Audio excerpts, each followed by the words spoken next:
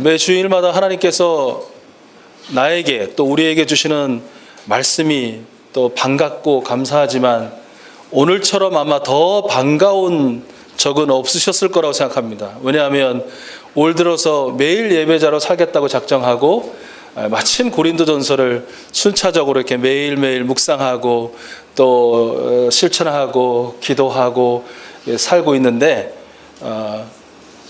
어떻게 딱 그렇게 떨어져서 매일 예배 본문 말씀이 오늘 함께 나눌 본문 말씀이기 때문에 그렇죠. 이게 뭔 소리야 하시는 라는 표정을 지으신 분은 좀 안타깝습니다. 그런데 그렇구나 라고 기쁘게 웃으시는 분들은 또 감사하기도 하고 그 기쁨이 몇몇 사람의 전유물이 아니라 우리 익수스 가족들 모두의 것이 되었으면 좋겠다라는 그런 소망도 다시 한번 품어봅니다. 오늘 말씀 들으시고요. 내일 다시 묵상하면서 구체적으로 한번 계획해 보시고 또 기도해 보시면 훨씬 더 은혜가 넘치겠다 싶습니다. 예수님을 영접했습니다. 원래 믿지 않는 사람이었는데요. 예수님을 영접하고 세례를 받았습니다. 그리고 이제 교회에도 열심히 출석하게 되었습니다. 얼마나 열심인지 몰라요. 예배도 정말 열정적으로 드리고요. 또 구제하는 일, 또 봉사하는 일에도 마다하지 않고 얼마나 자원하는 마음으로 앞장서서 그렇게 하는지 몰라요. 믿는 지 얼마 되지도 않았는데 방언을 하는 거예요. 어디 방언뿐입니까? 여러 다양한 은사들이 그에게서 막 나오는 거예요. 뜨겁고 정말 불탄다라는 그런 표현이 적합할 만큼 그런 많은 그런 영적인 다양한 체험들이 있는 거예요. 그런 교인이 있는 거예요. 그런데 바로 그 이가 요즘 말로 하자면 성매매 업소를 드나들어요. 그것도 아주 자주, 그리고 아주 버젓이, 아무 꺼리낌 없이 드나드는 거예요. 이게 도대체 이게 말이 됩니까? 앞뒤가 전혀 안 맞잖아요. 있을 수 없는 일인 것 같잖아요. 그런데 오늘 사도 바울이 지금 말씀하고 있는 이 말씀의 내용에 보면 당시 고린도 교회 교회들 중에 많은 사람이 그런 일을 했다는 거예요. 아니, 일이라고 하기에는 조금 그런 행위, 그런 짓을 했다라는 거예요. 도대체 이런 걸 어떻게 받아들여야 되는 걸까요? 어떻게 이해를 해야 되는 걸까라는 생각을 가져봅니다. 부끄러워야 할 그 사람들이, 보통 사람들이라면 부끄러워야 하지 않겠어요? 그런 일을 한다는 게. 근데 오히려 그게 무슨 문제가 되는데요? 그게 왜 잘못인데요? 라며 대수롭지 않게 되묻는 거예요, 바울한테. 그러면서 자신들의 그 행위에 대한 근거를 이렇게 주장하는 거예요. 어떻게 주장합니까? 제가 설명해 드리니까 바울 선생님 잘 들어보세요. 자, 보십시오. 나나 당신이나 우리 모든 사람들이 일반적으로 잘 알고 있는 속담과 같은 말 기억하시죠?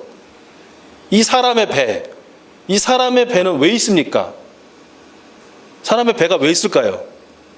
어떻게 생각하세요? 사람의 배가 왜 있을까요? 네, 음식을 먹기 위해서 있는 거 아닙니까? 라는 거예요. 음식을 먹기 위해서. 반대로, 그럼 음식은 왜 있냐는 거예요. 이 세상에 그 많은 음식이 왜 있느냐? 사람의 배를 채우기 위해서 있는 거 아니냐? 내 말이 틀렸냐 맞았냐라는 거예요. 마찬가지로 사람의 이 몸이라는 게 왜 있냐? 왜 있냐면 바로 성적인 쾌락을 포함하여 모든 쾌락을 누리라고 있는 거 아니냐? 왜 이렇게 사회에 성적인 많은 일들이, 또 여인들이, 또 남자들이 이렇게 많느냐? 지천에 깔렸느냐? 사람의 몸을 즐겁게 하기 위한 도구로 쓰이기 위해서 있는 거 아니냐? 내 말이 틀렸느냐? 내 몸 가지고 내 마음대로 할 수 있는 자유가 내게는 있다.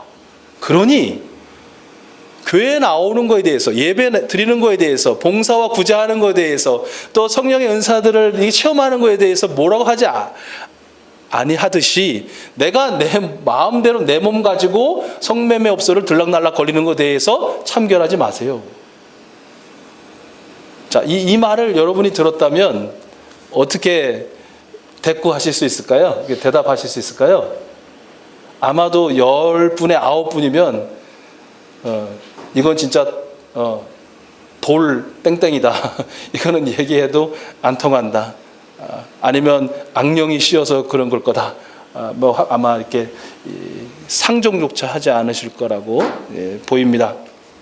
그런데요, 현대에서, 이 현대 시점과 관점에서 보면, 이해에서 보면 전혀 이해할 수가 없고 말이 안 되는 상황이요. 그 당시에 살았던 사람들에게는 이게 가능했다라는 거예요.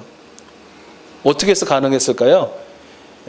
그 요인으로 크게 두 가지를 꼽을 수 있어요. 하나는 그 사회에 만연했던 당시의 사회 문화적인 요인이고요.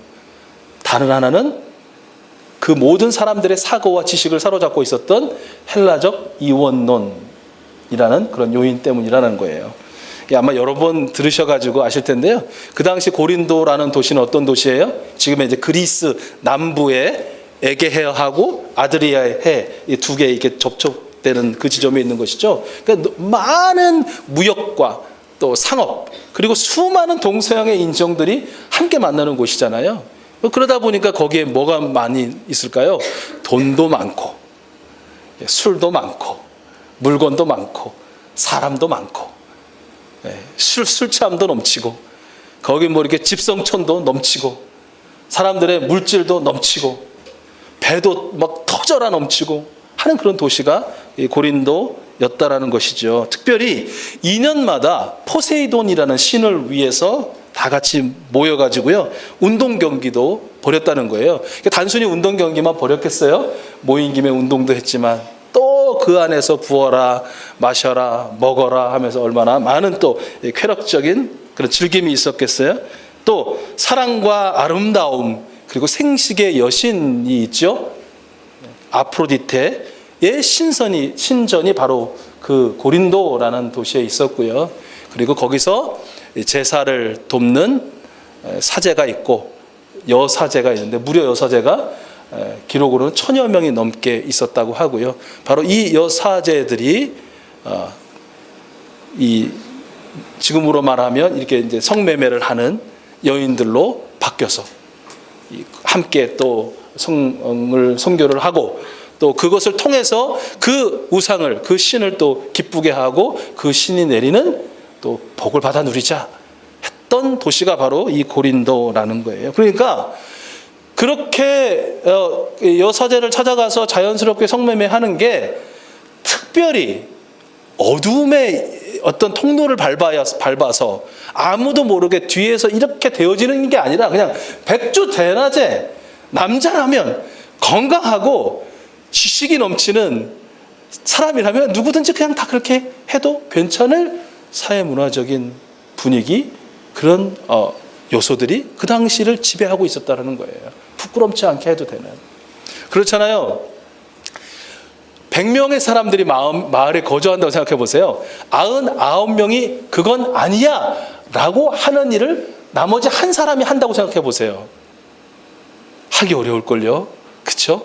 이게 이제 막 욕구와 욕망이 막 충동질을 하면 어떻게든지 하긴 하겠죠. 그러나 어떻게든지 99명이 모르게 하려고 하지 않겠어요? 그런데 여러분, 반대로 99명이 다 하는 일이고 한 명만 안 하는 일이라고 생각해 보십시오. 그건 아니라고 말한다고 생각해 보십시오. 99명 그 일 하는 거 쉽습니다. 되려 안 된다, 그건 아니라고 말하는 한 명을 그냥 짓뭉개고 무시하고 그 사람을 끌어들여 가지고 100%가 되게 만들려고 할걸요.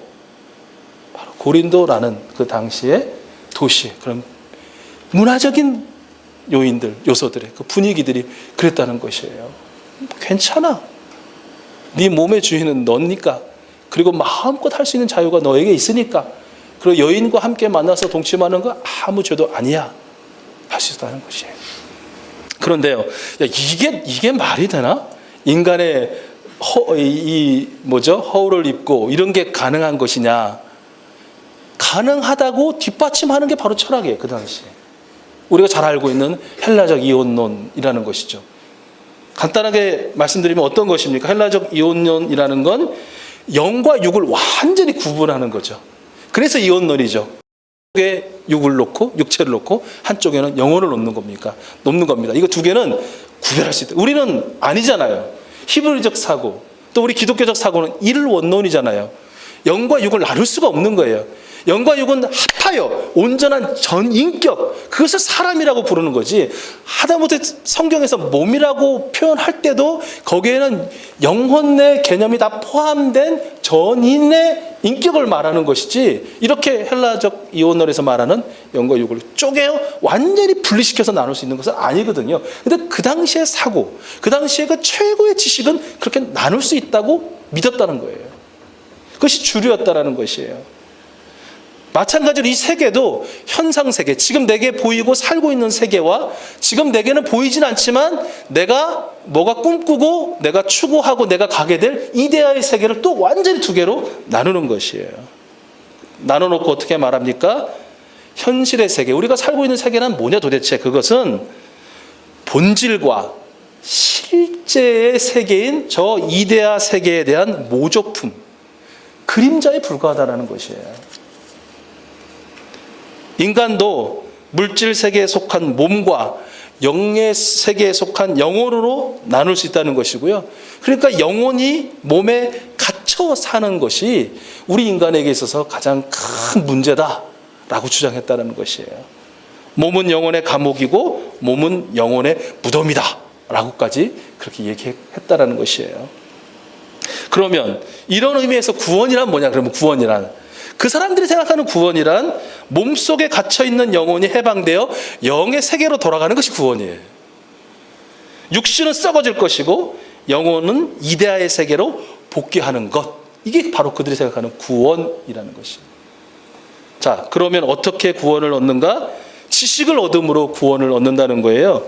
지식을 얻어서 본질의 세계에 대한 깨달음을 얻고 우리가 지금 체험하고 있는 이 세계가 가짜임을 알고 현상의 세계의 가치들에 얽매이지 않고 본질의 저 영원한 이데아의 세계의 가치를 사모하고 이 세상으로부터 점점 자유하게 되어서 이데아의 세계로 복귀해야만 구원을 얻을 수 있다는 거예요. 그러니까 이런 그런 사회에 만연했던 이 철학과 가치가 고린도 교회 교인들에게도 그대로 흡수가 돼버리는 거예요. 자신들의 관점에서 이제는 그 기독교를, 또 구원이라는 것을, 믿음이라는 것을, 영생이라는 것을 일종의 토착화시켰다고 할까요? 예수 그리스도를 통한 구원은 뭐냐? 육신의 세계를 벗어나서 영의 세계의 구원을 누리는 것이다 라고 스스로 주장했다는 것이에요. 예수 그리스도의 재림 때 우리 몸이 부활하리라는 것은 이해하기도 어렵고 불필요한 거예요. 몸은 아무것도 아니니까. 몸이 왜 부활해? 영혼만 부활하고 영혼만 완전히 구원을 얻었으면 됐지 몸은 필요 없다라는 것이에요. 그들은 세례 때 이미 영적으로 그리스도와 함께 죽고 부활했다고 생각했어요. 그러니까 결론적으로 고린도 교회 사람들은 그들의 영혼이 벌써 하늘의 구원을 얻었으므로 몸으로는 무슨 짓을 해도 상관없다. 이미 구원과는 아무 문제가 없는 것으로 결정됐다라고 생각했다는 것이에요. 그러니까 그들은 앞에서 설명해 드린 대로 교인이면서 그리스도인이면서도 그런 문란한 성생활을 자유롭게 버젓이 할 수 있었고요. 심지어는 이방인도 안 하는, 앞서 말씀해 보면 계모하고도 결혼을 서슴지 않고 하는 기독교인인데도 불구하고 아버지 부인과도 혼인을 하는 그런 일들을 서슴지 않고 하게 되었더라라는 것이에요. 이런 사람들을 위에서 복음을 전하고 교회를 세우고 몇 번인가 편지해가지고 가르치고 세워야 할 때 이 바울 얼마나 정말 답답하고 기가 막힐 지경이었을까라는 것이죠. 이런 소식을 전해 듣는, 그런 줄 알고 그것이 신앙생활 잘하는 줄 알고 사는 저 고린도 교회인들 살고 있다. 어떻게 할 것인가? 수많은 믿음의 사람들이 가슴을 치며 눈물을 흘리면서 바울에게 전하고 있는데 바울은 어떻게 해야 되는 거죠? 그래서 바울은 오늘 이 본문의 말씀 중에 특별히 너희가 알지 못하느냐, 왜 너희가 알지 못하느냐라고 애타하고요. 알아야지, 바로 알아야지, 너희 바른 지식을 가져야만 해 라는 말을 3번이나 반복하면서 고쳐주려고 하고 바로 잡아주려고 하고 깨닫게 하려고 하고 돌아오게 하고 있는 그런 노력을 말씀 속에서 볼 수 있어요. 첫 번째, 너희가 알지 못하느냐가 15절 말씀에 기록되어 있어요. 우리 15절 말씀을 같이 한번 읽어볼까요? 15절 말씀 같이 읽겠습니다. 너희 몸이 그리스도의 지체인 줄을 알지 못하느냐? 내가 그리스도의 지체를 가지고 창녀의 지체를 만들겠느냐? 결코 그럴 수 없느니라. 아멘. 바울은 당신들의 몸은 예수 그리스도의 지체, 즉 예수 그리스도 몸의 한 부분이라는 거예요. 예수 그리스도가 십자가의 죽으심을 통해 구원한 것은 당신의 영혼만이 아니라 당신들이 지금 가지고 있는 그 몸을 위해서도 십자가를 지셨다는 거예요. 그리고 부활하셨다는 거예요. 예수 그리스도의 십자가 구원은총을 통한 구원이라는 것은 영과 혼과 육의 전인적인 구원이다라는 것이에요. 당신들의 몸도 예수님의 은혜로 구원받았다라고 지금 선포하고 있는 것이에요. 이것이 내가 당신들에게 가르쳐 준 거고 알려준 거고 당신들은 이 지식으로 돌아와야 한다라는 그런 말인 것이죠. 그러니 예수 그리스도의 구원 은총을 통해서 구원받은 여러분의 몸, 그 몸은 예수님의 몸의 일부분이 되었으니 그 몸을 떼어다가 창녀에게 주면 안 됩니다. 그 더러운 성생활 가운데 여러분의 육체를 내어버려 두면 안 됩니다 라고 강력하게 지금 호소하고 있는 것이죠. 두 번째 알지 못하느냐는 16절과 17절에 나와요. 우리 이어서 16절과 17절 한번 같이 읽어볼게요. 시작.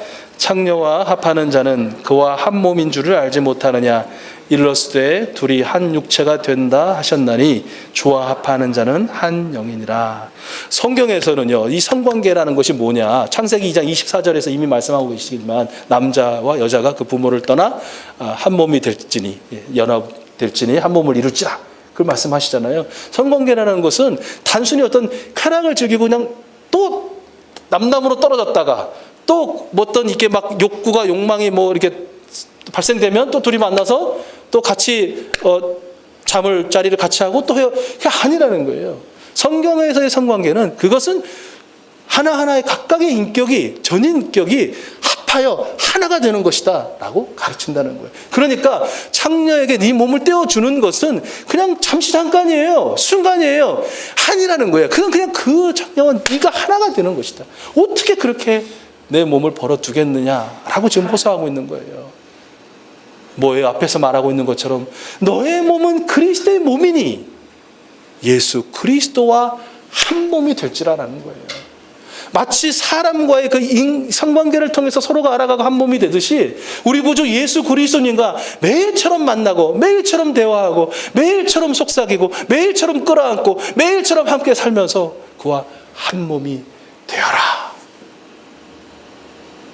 라고 바울은 고린도 교인들에게 지금 또 강조하고 있다는 것이지요. 마지막 세 번째 알지 못하느냐는 19절 상반절 말씀에 나와요. 우리 19절 상반절 말씀을 같이 한번 읽어보겠습니다. 19절 같이요. 너희 몸은 너희가 하나님께로부터 받은 바 너희 가운데 계신 성령의 전인 줄을 알지 못하느냐. 알지 못하느냐. 이 말씀도 반가우시죠? 이미 매일 예배 가운데 나왔던 앞선 3장 말씀에서 16절 말씀에서 너희는 너희가 하나님의 성전인 것과 하나님의 성령이 너희 안에 계시는 것을 알지 못하느냐라고 이미 한 차례 바울이 고린도 교인들에게 들려줬기 때문이죠. 앞에서 말했듯이 몸이라는 것은요 사람의 한 부분이 아니라 적어도 성경에서 적어도 하나님이 말씀하시는 것은 몸은 사람의 한 부분이 아니라 그 사람 자체입니다. 그리고 그 사람은 성령 하나님이 들어와서 거주하고 계시는 살고 계시는 하나님의 성전입니다. 그래서요 바울은 19절 하반절에서 20절 말씀을 통해서 이렇게 결론적으로 선포하고 있어요. 우리 19절 하반절 너희는 너희 자신의 것이 아니라 거기서부터 20절까지 우리 같이 읽을게요. 시작. 너희는 너희 자신의 것이 아니라 값으로 산 것이 되었으니 그런즉 너희 몸으로 하나님께 영광을 돌리라. 아멘. 바울은 지금 이렇게 이야기하고 있는 것입니다. 여러분, 여러분의 몸은 여러분 자신의 것이 아닙니다. 여러분의 몸은 창조의 아버지이신 하나님께서 독생자 예수 그리스도의 십자가에 내어주시면서까지 값비싼 대가를 치르고 사들인 하나님의 것입니다.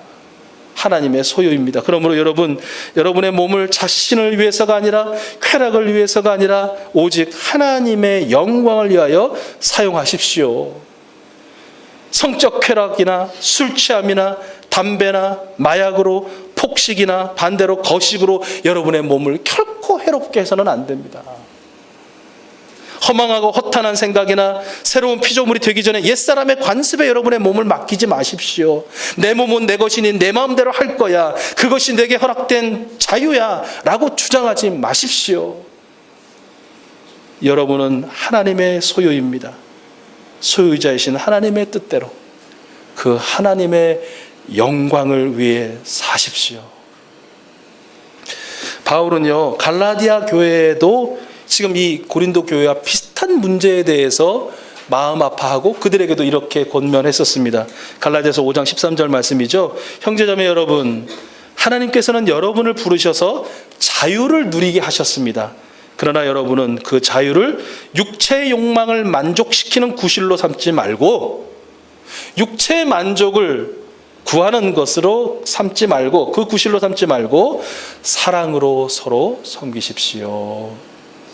하나님이 여러분에게 몸을 주셨으니 그 몸을 마음껏 사용할 수 있는 자유를 주셨으니 여러분 그 몸을 그 자유를 서로 사랑하고 섬기는 일에 내어 주십시오 라는 것입니다.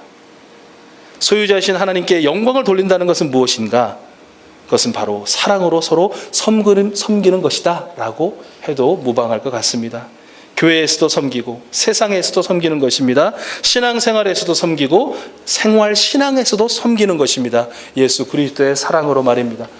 제가 이게 어떤 말일까? 지난 한 주에 이렇게 여러 가지 소식들과 사진들이 있었는데요. 저는 한 사진에서 그것을 발견할 수 있었습니다. 바로 우리 이수수 가족 중에 한 분이 그 사진에 등장하셨더라고요. 제가 지난주에 말씀드린 것처럼 이렇게 입양되셨다가 오셔가지고 부모를 찾지 못하고 이렇게 아픈 가운데 지내시다가 이제 하나님 품에 안기신 얀 씨, 우리 얀 형제 말씀드렸잖아요. 그 형제 장례식이 지난 주 초에 이렇게 있었는데 보도된 사진이 있더라고요. 그 장례식 한켠 앞도 아니고 그 옆도 아니고요. 저 뒤쪽 어느 한켠에 목사님이 서 계시더라고요. 바로 이거예요. 사랑한다, 섬긴다, 뭐 먹이고 선물 사고 막 옷 사입히고 뭐 24시간 사실은 그런 의미보다는 꼭 필요한 그 자리에 그냥 거기 있는 거. 누군가의 그 곁에 잠시이지만 영원토록 함께 계시는 분은 성령 하나님이시고 우리 육체를 가진 우리 제한적이고 한계를 가진 우리로서는 잠시라도 그곳에 머무는 거, 누군가의 이야기에 잠시라도 진심으로 딴 생각하지 않고 잘 경청하고 공감해 주는 거, 국수 한 그릇이라도 따뜻하게 끓여서 같이 나누어 먹는 거, 다독이고 같이 손잡고 조용히 마음으로 더 기도하는 거, 또 뭐 이외에도 많이 있겠지요. 여러분, 이동원 목사님이라고 이제 은퇴하신 목사님 계시잖아요. 지구촌교회 담임하셨던 그분이 이제 쓰신 어떤 설교집에 보니까 이런 예화가 있어요. 그 유명한 조각가 또 시인이었던 미켈란젤로라는 사람에 대한 이야기더라고요. 14살 때, 그러니까 그가 13살 때 어떤 이제 그 미술 선생님한테 갔대요. 근데 1년 만에 나왔대요. 왜냐하면 배울 게 없어서 그만큼 굉장히 이제 천재적인 어떤 그런 사람이었던 것 같은데요. 그리고 이제 14살 때 그 보톨로 지오만이라는 이제 선생님 밑으로 조각가였는데 이제 문화생으로 들어가려고 찾아갔다고 해요. 그래서 선생님의 제자가 되고 싶습니다. 그러니까 이제 그 보톨로 선생님이 근데 한 가지 묻겠다라고 얘기했다는 거예요. 뭘 물었냐면 내 생각에는 위대한 조각가가 되기 위해서 무엇이 필요하다고 생각하느냐라고 물은 거예요. 뭐 그냥 굉장히 합당한 질문인 것 같잖아요. 을에 있는. 그러니까 이제 미켈란젤로는 어리니까 선생님 제가 있는 재능과 기술을 열심히 더 연마하고 닦아내는 것이야말로 정말 훌륭한 조각가가 되기 위한 가장 중요한 일이라고 생각합니다. 라고 이렇게 대답을 했다고 해요. 그 말을 들은 이 선생님이 미켈란젤로를 데리고 두 곳을 방문했다고 합니다. 첫 번째 간 곳이 바로 그 당시 아주 융성하게 사람들이 왕래가 잦던 술집 앞에 딱 가니까 사람들을 아주 홀리게 생긴 아주 멋진 천사상이 조각되어 있다라는 거예요. 거기에 보여주고 그리고 이제는 그 교회 성당에 가서 그 앞에 놓여 있는 또 천사상을 이렇게 보여주었다는 것이에요. 그리고 묻습니다. 너는 2개의 천사의 조각상을 보았다. 내 생각에는 어떤 것이 더 아름답게 느껴지느냐.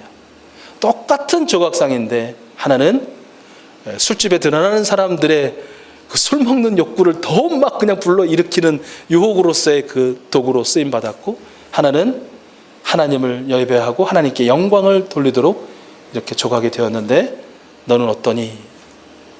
미켈란젤로가 그 선생님의 질문에 이렇게 대답을 했다고 하죠. 선생님, 하나님의 영광을 위해서 쓰임받는 조각상이야말로 참다운 조각상이라고 생각하고요. 저의 기술과 저의 재능은 제가 더 열심히 닦고 더 열심히 연마하고 더 열심히 노력하기 전에 하나님, 오직 하나님을 위해 사용하겠노라고 먼저 결정을 하고 그리고 노력하겠습니다. 그 스승님이 기꺼이 이제 문화생으로 받고 그와 함께 계속해서 이제 조각 활동을 이어갔다고 해요. 여러분, 창조의 아버지 하나님께서 빚어주시고 예수 그리스도의 십자가 은총으로 구원해 주시고요. 바로 지금 여전히 성령님이 거주하고 계시는 우리의 몸, 우리의 삶, 그 어떤 노력과 연마와 열정을 품기 전에 누구를 위해, 무엇을 위해 사용하겠다는 결정을 먼저 하셔야 된다는 겁니다. 마침 2018년이라는 새해가 시작된 지가 얼마 안 되었으니 그 결정부터 어떻게 할 것인지 여러분 정하고 올 한 해를 보내시면 어떨까요? 여러분에게 주어진 그 한없는 자유, 누구를, 무엇을 위하여 사용하겠노라고 여러분 그 결정을 먼저 하시면 어떠시겠습니까?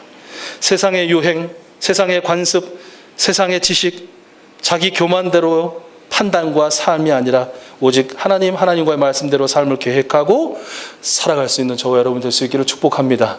다시 아주 단순하지만 깨끗하고 명료하고 기쁨이 넘치는 성경이 그렇다고 하면 그런 줄 알고 성경이 아니라고 하면 아니라는 줄 알고 하나님이 하라 하시면 하고 하나님이 하지 마라 하면 하지 않는 이것으로 우리의 몸으로 우리의 삶으로 하나님께 영광을 돌리는 저와 여러분 우리 모든 익수수 가족들 될 수 있기를 간절히 소원합니다.